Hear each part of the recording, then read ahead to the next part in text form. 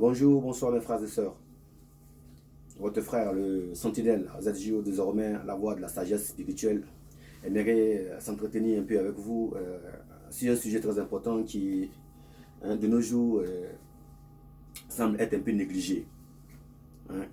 Le problème Laurent Gbagbo, là. Laissez-moi vous dire une chose, mes frères, mes sœurs. C'est un problème spirituel. Ça fait longtemps qu'on vous dit, mais puisque vous ne vous intéressez pas à la spiritualité, puisque vous négligez le côté spirituel, alors que c'est le côté spirituel qui contrôle tout chose dans ce monde dans lequel nous vivons. Ici, c'était sous le ciel des humains. Tout le temps, on vous le dit, mais vous ne comprenez pas. Mais écoutez-moi ceci. Le problème de Laurent Gbagbo, là, excusez-moi, c'est très spirituel. Si on veut bien comprendre, vous voyez un peu, j'ai mal au cœur de voir certains Africains, mes frères et sœurs, qui soutiennent le fait que deux de nos parents soient kidnappés, extradés dans un pays européen, des manières de les empêcher de pouvoir se mouvoir comme tout le monde, de manière à ce qu'ils puissent rentrer dans leur pays après avoir subi, n'est-ce pas, des longues années d'incarcération inutile. Si vous voulez, je vais vous expliquer un peu très rapidement en commençant par taper une roulade en arrière pour que vous puissiez comprendre un peu que c'est une comédie et c'est un problème spirituel et en même temps politique. Mais ce qui me cœur, c'est qu'il y a encore dans ce 21e siècle, dans l'époque de notre ère à laquelle nous vivons, il y a des hommes et des femmes appelés africains qui sont contents de voir leurs frères, les parents africains dans des pays européens bloqués, incarcérés et qu'on empêche de vivre. Et ils sont contents, ils trouvent ça normal. Pour eux, c'est bien qu'ils soient là-bas. Je ne sais même pas qu'est-ce que ça leur apporte. Qu'ils soient en Europe, coincés, bloqués là-bas, sans rentrer dans les pays, ou qu'ils soient dans les pays. Qu'est-ce que ça vous fait perdre? Au contraire, c'est honteux de voir des personnes qui sont africains, de voir les frères africains kidnappés par les Européens. Parce que quand nous réfléchissons et quand nous regardons un peu dans ce monde dans lequel nous vivons là, personne ne peut me dire, aucun Africain ne peut me dire que ils peuvent nous dire que ce qui se passe présentement concernant nos parents, nos deux parents, c'est-à-dire à l'occurrence le président Laurent Gbagbo et le ministre Blé Goudé qui sont coincés en Europe là, est-ce que quelqu'un peut me dire que cela peut se passer en Afrique à la contre des Européens? Donc je m'explique très clairement. Est-ce qu'un Africain peut me dire que dans un pays africain, y a-t-il eu un Européen qui a été peut-être condamné, kidnappé ou bloqué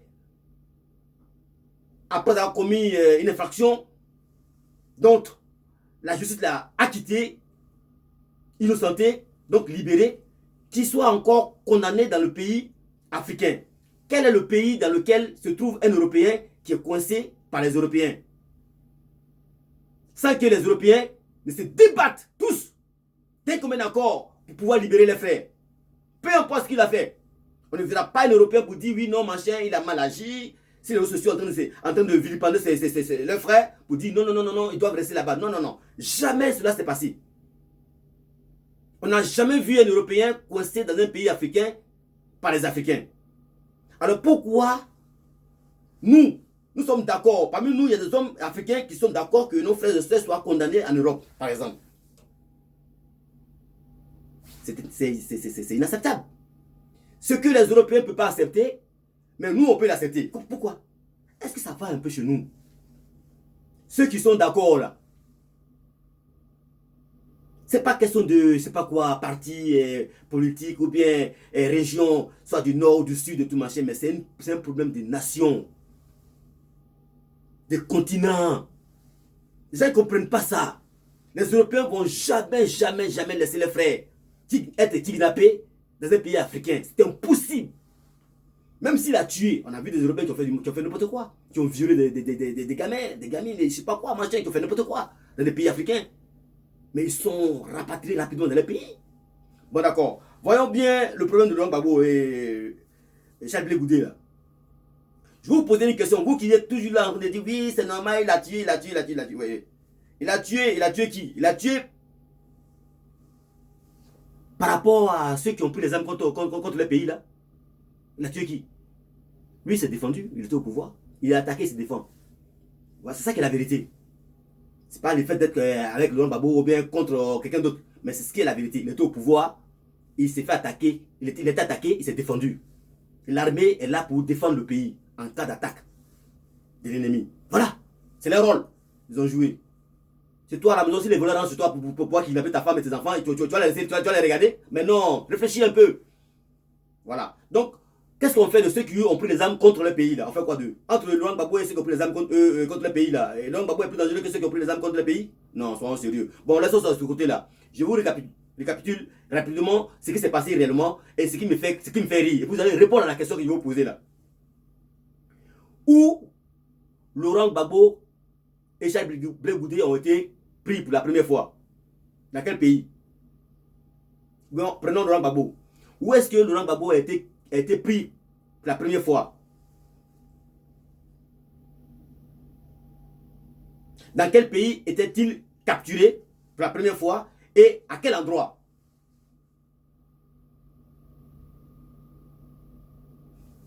Pour ne pas perdre 10 ans avant de répondre, Laurent Gbagbo a été capturé sur son lieu de poste, donc à la présidence, au plateau, donc à Abidjan, en Côte d'Ivoire, transféré à Korogo, je ne sais pas où, au nord du pays, donc toujours de la Côte d'Ivoire, et après, extradé en Hollande, aux Pays-Bas, donc précisément la Cour pénale internationale, donc à la CPI, n'est-ce pas? Voilà. Maintenant qu'il a été jugé, il a été, comment on appelle, incarcéré, il y a eu un procès, après de longues années, 7 ou 8 ans, et que les juges du monde qui sont contre tous ceux qui veulent protéger les biens et les richesses souterraines de l'Afrique ont délibéré en disant que ils sont acquittés, innocentés et libérés. Quand la justice interpelle une personne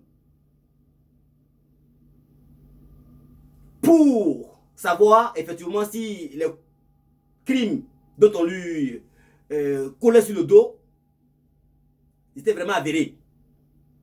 Et lorsque ils se rendent compte que cela n'était pas réellement ce qu'ils pensaient, et qu'ils se sont trompés, des personnes, ou bien après de longues recherches, ils ont trouvé que effectivement ce monsieur ou bien cette dame n'a rien fait. Qu'est-ce qu'on fait? On demande à cette dame ou bien ce monsieur, mais ces messieurs, de rentrer chez eux. On dit, monsieur, excusez-nous, rentrez chez vous. Parce qu'apparemment, on n'a rien à vous reprocher. Donc, excusez-nous pour l'erreur, le dérangement, et rentrez chez vous. Et ces personnes rentrent chez soi. D'accord? Alors maintenant, Laurent Gbagbo a été jugé, et Blé Goudé a été jugé à la Cour pénale internationale, donc à la CPI. Et ils sont sortis innocentés, acquittés et libérés. Quand on libère une personne après avoir prononcé le verdict comme quoi qu'ils sont acquittés et innocentés, est-ce que on ne leur demande pas de rentrer chez eux? Oui ou non? Vous qui êtes contre le procès, mais le système de la CPI, là, la procédure là, contre Laurent Gbagbo et Charles Blé Goudé, là, répondez à la question. Est-ce que quand une personne est présumée innocentée, acquittée des faits qui lui sont reprochés, est-ce qu'on ne lui demande pas de rentrer chez lui? Oui, monsieur. On lui demande de rentrer chez lui. Si chez lui est loin, on l'accompagne. La police l'accompagne chez lui. Mais Laurent Gbagbo a été pris en Côte d'Ivoire. Donc, sur son lieu de poste, à la présidence, à Abidjan, au plateau, si il est acquitté, innocenté, mais on le ramène là où ils l'ont pris. Donc, le fait que la CPI ait acquitté le président Laurent Gbagbo et le ministre de Goudé, cela veut dire que tout ce qu'on accablait, tout ce qu'on mettait sur lui comme allégation ou comme problème qu'il avait occasionné, tous ces veto sont levés, y compris le fait d'avoir usurpé le pouvoir ou confisqué le pouvoir. N'est-ce pas? Alors donc, si toutes ces charges lui sont acquittées, ils sont levés, ce qui veut dire que on doit le ramener à son poste. Parce que c'était compris qu'effectivement, il avait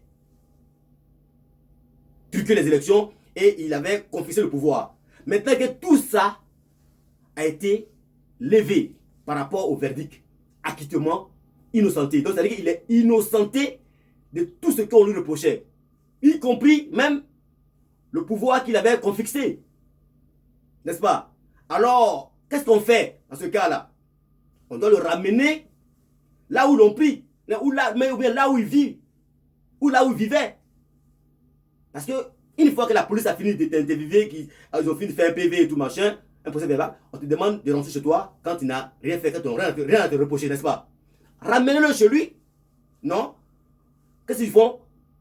Est-ce que quand une personne est libérée, mais est présumée innocente, acquittée et innocentée, est-ce qu'on la met dans un autre pays? Mais non.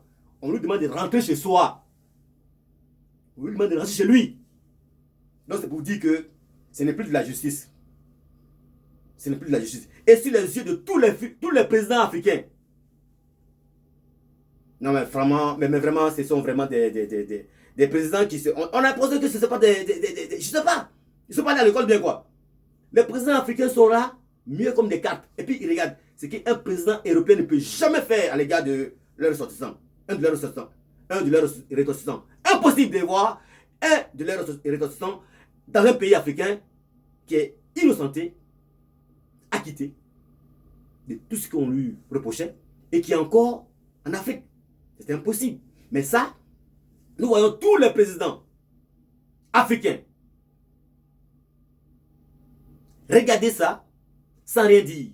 Ils ont pris conscience, ils ont pris acte de ce qui se passe réellement, qu'on appelle de l'injustice, qui n'a rien à voir avec la justice, qui n'est rien que du n'importe quoi, du grand n'importe quoi, et ils sont là, muets comme des capes, sans rien faire.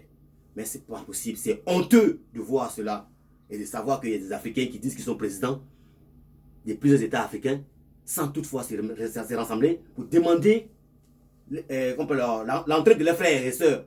Mais l'entrée de leurs frères, quand ils disent frères et sœurs aussi, y compris ceux qui sont aussi en exil en Europe et ceux qui sont un peu partout éparpillés comme des pigeons voyageurs un peu dans les pays limitrophes de la Côte d'Ivoire. On vit et on continue le temps de vie sans nos frères et sœurs. Et il y a des gens qui sont contents. C'est pas eux, hein. Ils sont contents, c'est normal. Comment voulez-vous que Dieu ait pitié de nous? Si nous-mêmes on n'a pas pitié entre nous, des uns et des autres, comment voulez-vous que Dieu ait pitié de nous? Et puis il y a des gens qui appellent Dieu aussi Dieu. Mais vous faites rire, hein? Dieu s'en fout de ceux qui s'en foutent des autres. Hein? Il ne regarde même pas ces personnes-là. Il va vous laisser comme ça, vous démerder. Dès l'instant où vous ne faites pas des choses qui sont justes, ne pensez pas à Dieu. Non, non, non. Ne comptez pas sur Dieu. Dieu, c'est la justice, la droiture, l'égalité, l'équité. Ce n'est pas des margouilles, des conneries, je ne sais pas quoi. Où on dit si Dieu. Ils parlent de Dieu parce qu'ils ont envie de parler de Dieu. Mais continuez de vous blaguer. Alors donc, si ils ont été acquittés, innocentés et libérés, on doit les ramener là où on les a récupérés. Laurent Gbagbo a été récupéré en Côte d'Ivoire au plateau, à la présidence, à son poste. Alors, ce qui veut dire que s'il est innocenté, il doit récupérer son poste, n'est-ce pas? En temps normal, hein, dans la légalité, il doit récupérer son poste. Parce qu'il était innocenté de ce qu'on lui a dit. Il a usurpé le pouvoir, il a le pouvoir. On dit, mais là, c'est faux. Qu'est-ce qu'on fait? On le remet à la place où ils l'ont pris. Blé Goudé aussi, on le met à sa place où ils l'ont pris. Maintenant, on cherche maintenant les vrais coupables maintenant. On a fini l'épisode. Le président Laurent Gbagbo et Charles Goudé. Mais alors la suite, c'est quoi? C'est pas les amener dans notre pays. Non, quand on libère une personne, quand une personne a été acquittée, on le ramène là où il vivait. Laurent Gbagbo n'est pas belge. Déjà, voici un problème encore. En Europe, on ne peut pas, les Européens ne peuvent pas laisser une personne qui a une situation irrégulière dans leur pays sans qu'il t'extrade, sans qu'il te rapatrie. Une personne qui vit sur le territoire européen, qui est en situation irrégulière, doit être reconduit à la frontière très rapidement et après rapatrié dans son pays. Est-ce que, question, Laurent Gbagbo a-t-il demandé un titre de séjour en Belgique? Oui ou non? Il parle aux Européens là. L'Europe, question, est-ce que Laurent Gbagbo s'est-il rendu à la préfecture? Non, de là où il habite, pour aller demander un titre de séjour, pour être belge ou bien pour résider sur le territoire de la Belgique? Oui ou non? Mais non, on n'a jamais vu ça. Donc ce qui veut dire qu'il est en situation régulière. Il est en situation irrégulière. Parce qu'il n'a pas de papier. Alors pourquoi est-ce que quelqu'un qui n'a pas de papier peut résider sur le territoire européen sans qu'on le rapatrie? Parce que ça vous arrange. Quand ça vous arrange, alors il peut rester.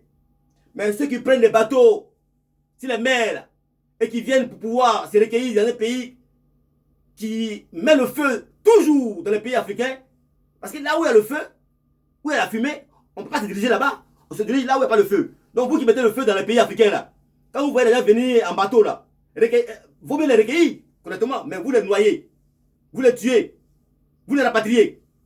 Parce qu'on dit ouais, ce sont des immigrés sans papier. Mais Laurent Gbagbo là, est-ce qu'il a fait une demande de titre de séjour ou bien de carte nationale belge? Non. Alors, il est en situation irrégulière. Qu'est-ce qu'on fait de cette personne qui est en situation irrégulière? Y compris aussi Charles Goudé en Europe. Est-ce qu'ils sont allés à une préfecture pour demander un titre de séjour? Mais qu'est-ce qu'ils font en Europe? Ils ne sont pas... Laurent Gbagbo n'est pas belge. Non. Il est ivoirien de Côte d'Ivoire. Alors, ramenez-le dans son pays. Pour finir, donc pour rassurer mes frères et sœurs qui sont un peu inquiets, c'est un problème spirituel et très politique. D'accord? Maintenant, pour essayer de calmer un peu vos esprits et vous rafraîchir un peu la mémoire, pour vous apaiser un peu le cœur, puisque c'est spirituel et c'est un peu mon domaine. Mais c'est parce que tout simplement, en même temps que je posais comment on appelle, ces questions, je pose ces questions et puis je cherche à savoir un peu que les gens comprennent un peu ce que j'ai déjà compris. Mais en même temps, sachez une chose est claire, c'est la volonté de Dieu, tout simplement, voilà où il voulait en venir. Parce que ce que Dieu a prévu, personne ne peut le déchouer. Dieu a permis que Laurent Gbagbo et Charles Goudé soient libérés. On a prié pour ça ici. Et on continue de prier. Puisque Dieu a donné l'ordre de les libérer, on les a libérés. Parce qu'ils ne peuvent pas contre la décision de Dieu. On les a libérés. Parce que Dieu a demandé de les libérer. Maintenant, c'est au peuple maintenant d'aller prendre les frères et de vraiment manifester comme il faut le faire de façon pacifique pour qu'ils puissent rentrer. Mais le peuple ne fait rien. Parce qu'ils sont envoûtés. Ah oui, oui, le peuple est envoûté, hein, parce que c'est pas possible. On ne peut pas voir les Européens voir un de leurs frères, un de leurs ressortissants dans un pays africain sans rien faire. C'est impossible. Naturellement, on va prendre, on réclame nos ressortissants. Naturellement, normalement, on doit les réclamer. Puisqu'ils sont acquittés, innocentés. Voilà. Et si on regarde comme ça, c'est qu'on était envoûtés. Tous. Voilà. Alors, qu'est-ce qu'il faut faire? Il faut tout simplement se rassurer que c'est la volonté de Dieu, car le plan de Dieu ne peut être déchoué par les pensées humaines ou même par des hommes. Et pour ne pas que le président Laurent Gbagbo et Charles Goudé rentrent pour être massacrés, même pour être tués, c'est justement pour cela que Dieu permet ce truc-là. Pour juste les protéger, pour ce qui va revenir, pour ce qui va arriver plus tard, bientôt en Côte d'Ivoire. Parce que forcé, je vous ai déjà dit que Dieu va agir par rapport à ce qui s'est passé en 2010-2011. On ne verse pas le sang pour rien, sans que Dieu ne fasse quelque chose. Ce n'est pas possible. Le sang devant Dieu est très important. Car C'est dans le sang que se trouve la vie. Ok? Et il y a des gens qui ont dit plein de trucs à travers la langue. Or, la vie et la langue aussi se trouvent au bout de la vie et la mort plutôt se trouvent au bout de la langue. Il y en a qui ont lancé des défis sur l'éternel des armées. Ils ont tué l'éternel des armées. Ils ont tué l'éternel des armées. Il y a des trucs qui ont été dit qu'on ne dit pas. Et c'est ce qui sort de la bouche qui nous condamne et c'est ce qui nous bénit aussi. Alors mes frères et sœurs, c'est un plan de Dieu. Calmez-vous, regardons le plan de Dieu s'accomplir tranquillement. Et l'heure et le jour que Dieu aurait fixé pour que Laurent Gbagbo et Charles Blé Goudé rentrent en Côte d'Ivoire, ce jour-là viendra, ils vont rentrer tranquillement et tout va rentrer dans l'ordre. Tout va rentrer dans l'ordre. Parce que Dieu veut d'abord balayer d'abord, nettoyer d'abord le pays correctement avant de les faire entrer, tout simplement. Alors, à bon entendeur, salut, soyez bénis, que la grâce de Dieu vous couvre tous dans le nom précieux de son précieux nom, Jésus de Nazareth. Votre frère, le Saint Nazareth, désormais la voix de la sagesse spirituelle vous parle. Soyez serein, imperturbable. Ne parlez même plus, ne discutez même plus. Regardons faire. Car Dieu a pris ce dossier-là en ses mains. Il a commencé, il va finir. Car ce que Dieu commence, il achève toujours avec perfection.